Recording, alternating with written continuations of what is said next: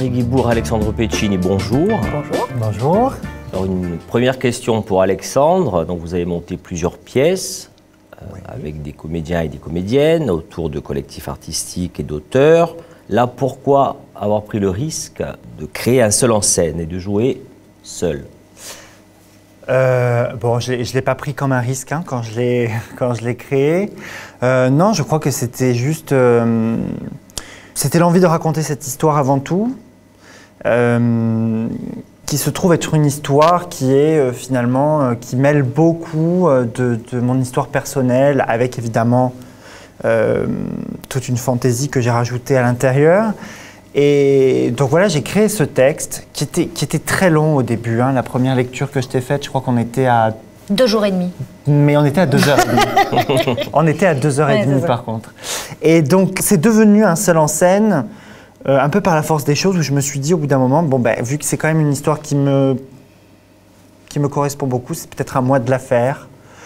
Et bon voilà. Et après je me suis lancé là-dedans parce que j'ai fait un stage à la compagnie René Loyon, qui est dans le 18e.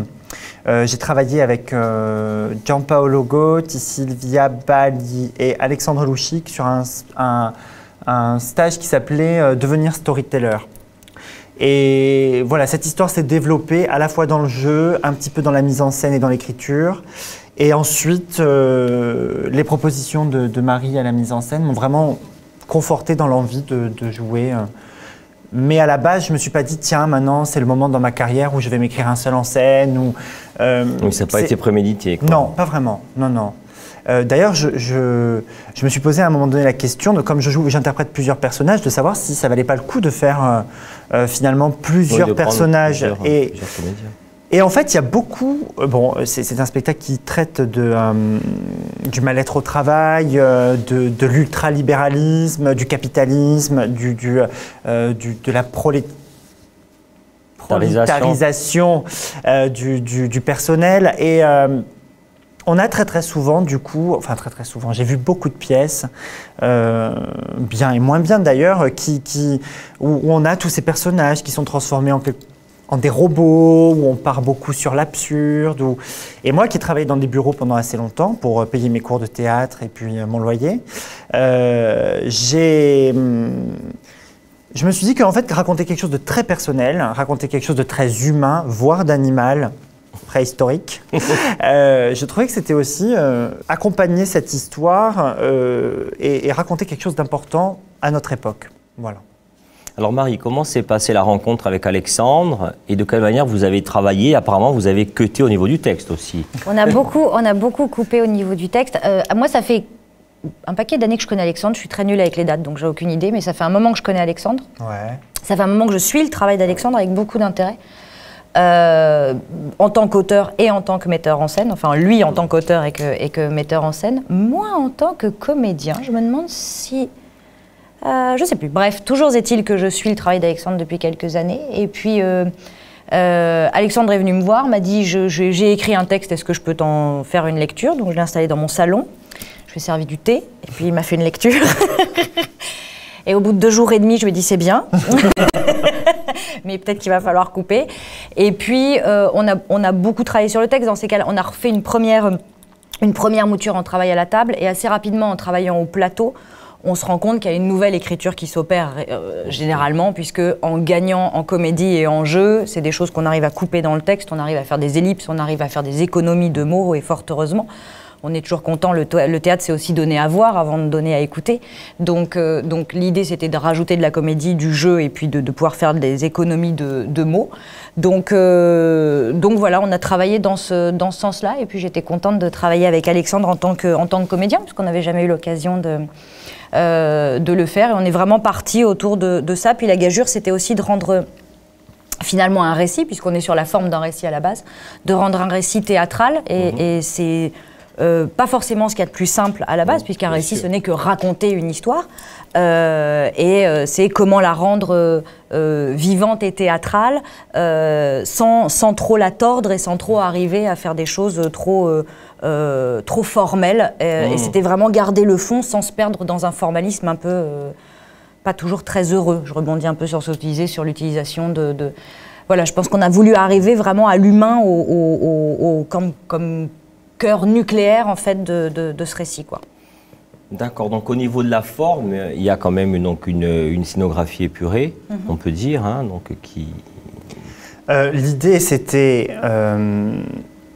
d'exprimer avec la scénographie le vide, je dirais, intérieur du personnage, le vide de sa vie un petit peu. Après, moi je dirais que cette scénographie, elle est nécessaire. C'est-à-dire qu'on a vraiment, on s'est dit on va chercher le strict minimum et pas impersonnel, mais enfin si c'est ça, si, impersonnel, sa vie, je veux dire c'est pas un mec qui est capable de s'exprimer dans sa vie artistiquement, de se fabriquer son petit cocon. Finalement, son appartement ressemble beaucoup à son bureau. Sa vie est calquée sur l'idée qu'il se fait de la vie d'un homme de 30 ans qui réussit, quoi. Comme on peut en voir beaucoup sur le métro de la ligne 1 à 8h30. C'est un peu une vie sur catalogue. C'est un peu on feuillette un catalogue de déco, on se dit ok, bon, on va faire un intérieur blanc, on va partir sur l'épure, on va utiliser les grands, comment dirais-je, les grands marqueurs et les grands thèmes qu'on peut trouver dans la déco un peu toute préfabriquée. Et puis moi, j'avais une volonté d'utiliser beaucoup d'aplats de couleurs, enfin des choses avec des couleurs très, très fortes, qui sont aussi les choix dans les lumières, avec des bleus très forts, des verts très forts, un rouge très fort, enfin voilà. Et puis après, il y a aussi, je pense des choix scénographiques et visuels, ça nous ressemble toujours un peu. Et voilà, et je crois que j'ai toujours des choix un peu graphiques. donc on tombe c'est nos goûts personnels de metteur en scène et voilà, mais c'est dans ce sens-là qu'on a travaillé avec Alexandre. Et puis effectivement, on avait envie de quelque chose de très utilitariste. C'est aussi ce qu'on utilise pour incarner, bizarrement, le terme incarner est bizarre en l'espèce, mais en tout cas pour personnaliser, c'est toujours autant bizarre, des personnages qui sont dans le spectacle et qu'on utilise en théâtre d'objets presque, et qui vont finir à la poubelle, comme tout objet que vous avez utilisé et puis dont vous n'avez plus besoin, qui n'est pas d'ailleurs forcément fini, qui n'est pas en fin de vie, mais enfin vous n'avez plus besoin, vous le jetez, comme les milliers de stylos qu'on peut avoir, on finit par en jeter. Et là, c'était un peu la même chose, c'est-à-dire que tout est réduit à son utilitarisme le plus simple, alors là, ou à la productivité, enfin voilà, vous avez une fonction, il faut que vous remplissiez cette fonction, et une fois que vous remplissez plus cette fonction, vous êtes devenu inutile. C'est un peu la triste réalité qu'on avait envie de raconter. Oui, est-ce qu'on peut dire que la société contemporaine nous utilise à un moment donné lorsque nous sommes efficaces et nous jette après, quand même? Moi, je suis... c'est vraiment pour ça que j'ai écrit cette histoire. Moi, j'ai travaillé presque 10 ans dans une banque où j'ai vu... En plus, je revenais en intérim assez souvent dans le même service, qui n'était d'ailleurs pas le service duquel je parle ici, mais bon, où j'ai vu malheureusement beaucoup de gens sur plusieurs années dépérir, être dépassés par les nouvelles formes de management, les nouveaux outils informatiques, et puis tout simplement la rapidité des jeunes qui arrivent, qui ont 25 ans, qui maîtrisent davantage peut-être certains outils. Complètement. Ils sont capables de faire des copies-collées en 2 secondes, alors que quelqu'un qui a bossé, qui arrive en début de retraite, va mettre beaucoup plus de temps à apprivoiser tous ces outils informatiques. Et on voit, j'ai vu des gens... déprimés, j'ai vu des dépressions, j'ai vu des suicides, j'ai pas vu, j'en ai entendu parler, heureusement. Enfin, heureusement, bref. J'ai des gens qui ont la goutte, des gens qui ont des cancers, des gens qui... et puis, la petite mesquinerie qui se met en place dans le bureau. Tu m'as pris ma gomme, tu m'as pris mon machin, on se balance, on essaie de se piquer sa place, on essaie de descendre le collègue. Parce qu'on pousse les gens à bout, quoi, dans les choses, dans leur possibilité de production. Et puis, à partir du moment où ils décrochent, de toute manière, on a une jeune génération qui va arriver, qui de toute manière ne trouve pas d'emploi. Donc, même avec un diplôme d'ingénieur, on va les prendre à 1 900, 2 000 euros par mois. Ils vont être obligés de dire oui, puisque sinon, ils vont mourir de faim. Et donc, on remplace des gens comme ça. je pense, moi, que c'est un... dans notre pays, en tout cas, c'est vraiment quelque chose sur lequel il va falloir avoir une profonde réflexion, qui est en plus une réflexion qui se lie... mondiale aussi. Hein. Complètement. Et puis, c'est lié à l'environnement, c'est lié à la consommation, c'est lié aux crises économiques, à l'exode rural. Tout vient de là, en fait. Donc, je crois que c'est pas un problème qu'il faut traiter à la légère. Mais est-ce que vous ne pensez pas que c'est aussi un fantasme que les jeunes, justement, à un moment donné, rêvent d'accéder à ces fonctions-là à un moment donné? Est-ce que ce n'est pas une boîte à Pandore, à un moment donné, d'être dans cette fonction-là ou de rentrer dans ce système-là à un moment donné, pour après en être déçu, quoi? Puisqu'après, oui, puisque la base, c'est qu'on vous vend ça comme étant le système d'intégration suprême. C'est-à-dire que ce qu'on vous vend, c'est pas...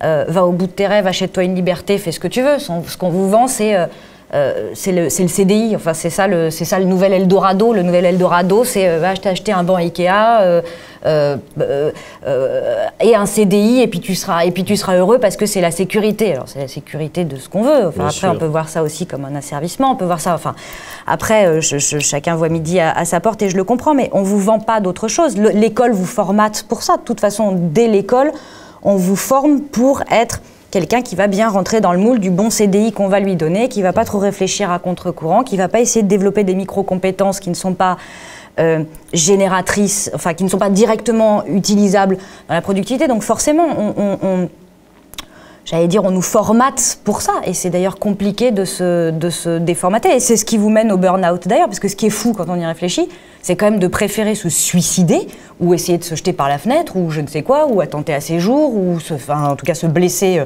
ou s'en prendre à un collègue, comme c'est le cas dans la pièce là, plutôt que de faire un pas en arrière et de se dire, bon, stop. Ce qui prouve que c'est fou, puisque si on n'était pas formaté comme ça dès le départ, il suffirait de faire un pas en arrière et de se dire, bon, réfléchissons. Et c'est pas peu de choses sont faites dans ce sens-là, en tout cas, ou pour ça. D'accord. Alors pour terminer, est-ce qu'on peut dire que c'est un spectacle politique? C'est complètement politique. Les sujets qui sont traités sont complètement au cœur de l'actualité aujourd'hui. C'est la loi de travail. D'ailleurs, un des personnages principaux porte le nom de notre ancienne ministre Myriam El Khomri. On est complètement sur la loi de travail. On est sur le racisme, vraiment. Parce que c'est très lié, encore une fois. On est sur l'homophobie, on est sur, évidemment, la recherche du bonheur. Alors là, oui, tout ça en col blanc. Enfin, voilà. C'est un racisme en col blanc, c'est une homophobie en col blanc. On n'est pas en Tchétchénie, on n'est pas... Voilà. Mais... c'est un formatage de bonne aloi, d'usage, quoi.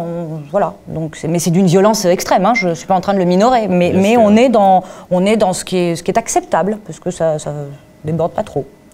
Sachant que du coup, dans cet acceptable, on a mis ce tyrannosaure qui est l'inverse de cette comment dire, de tout ce qui est réglé, de tout ce qui est design, de tout ce qui est joli. On est avec le tyrannosaure, on est vraiment dans une animalité. Dans l'animalité, dans la fureur, dans la sauvagerie.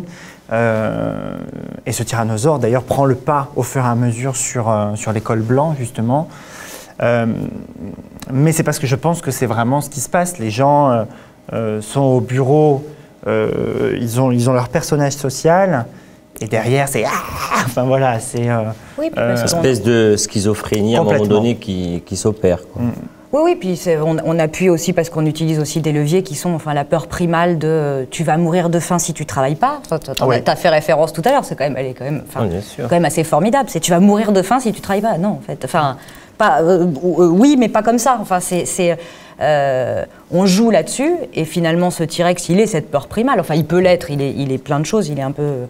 il est plein de choses, mais il est ça aussi. Et puis dessus, on aura mis une bonne grosse couche de reptilien, une bonne grosse couche de cortex et de réflexion, et tout ça. Et c'est un peu le système de la cocotte minute. C'est d'ailleurs pour ça que quand ça pète d'une façon complètement disproportionnée. Enfin, a priori disproportionnée. Merci. Merci à vous.